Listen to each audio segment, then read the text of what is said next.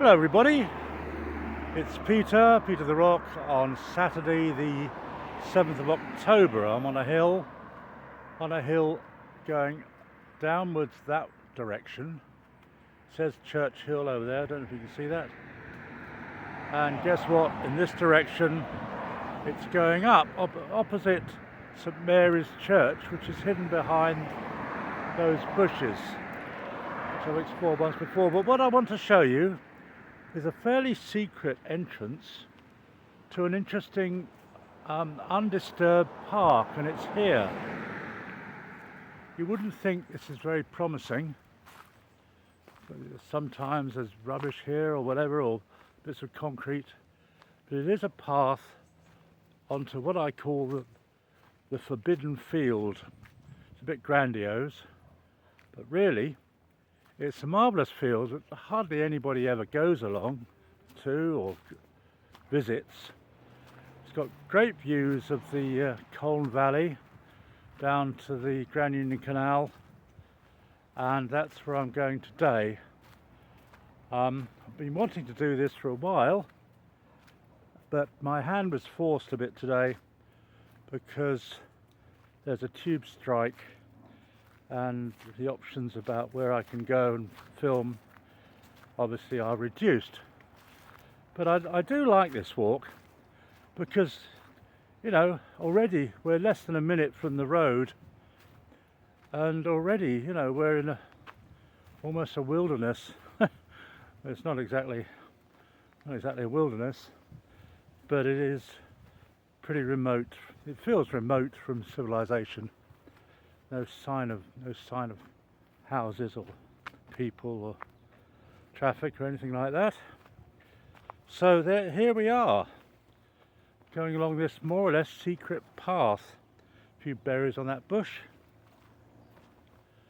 I'm quite happy to share this with you, because I imagine that most of the people who watch this live a long way away and are unlikely to want to follow me into the depths of this bit of a sort of almost a jungle. I was going to say jungular, but that's rather like jugular. Don't want to get too excited about blood vessels. Ow! There are some stinging nettles around, which I can't seem to avoid all of them. But I don't know about you viewers, but I do like exploring new paths, and I came across this a while ago, and it does come out into some interesting places. So I'm not going to film the entire route. Oh, the nice birds tweeting away. Perhaps they're saying to each other, "Oh, hello, here comes that bloke from YouTube. What are we going to do now?" "I don't know, we'll just fly around the place as usual. What's for tea?" "Oh, it's worms." "Oh, good. There's a lovely bird up there." You do sometimes get some light aircraft. There's a Dedham airfield not far from here, but these are usually only single-seater or double-seaters, and they don't appear very often. And they sort of circle around and land somewhere about a mile to the west, I would say. So I don't know if anybody's responsible for this park, or whether it's maintained or anything about it really. It's not really a park. It's just a bit of wild land, quite a big bit. You know, 100 acres or something. And there are no signs, there's no description, nothing much to say about it at all, except it's a wilderness just a little bit south of Harefield, which is where we are. And it's sort of a semi-summer sunny day. Sure you don't want a weather report. I love weather reports. They usually end up saying, well, there's going to be a bit of cloud, a bit of rain, a bit of sun, whatever. But there you go. This is the path we've come along. There probably are some blackberry bushes. I haven't seen any yet. There's a sound of somebody mowing their grass over there. the Jeff Marshall nightmare nemesis.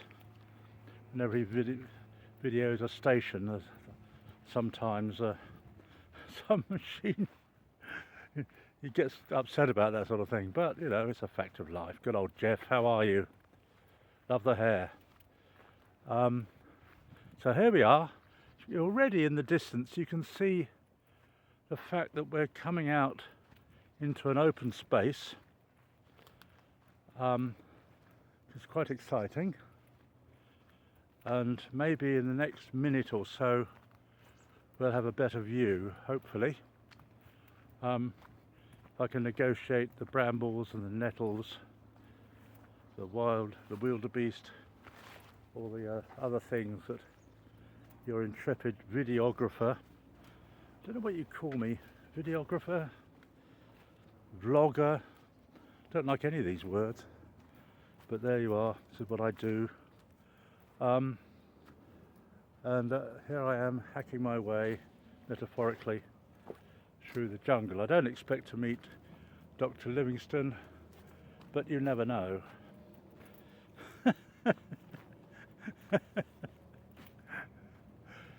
It's a bit more, nearly tripped then. It's a bit more open now, and the sun has come out, which is often the case. If you're struggling a bit, hang on in there, and very soon things get better, or they get worse if you're enjoying yourself. These things are a bit unpredictable.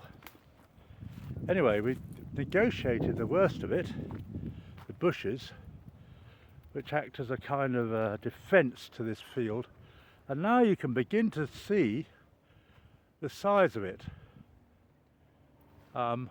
There's a light aircraft. You know, I mentioned 1 or 2 seater planes. I know nothing about planes, and I'm not really interested in zooming in to have a look at it. It's just a plane.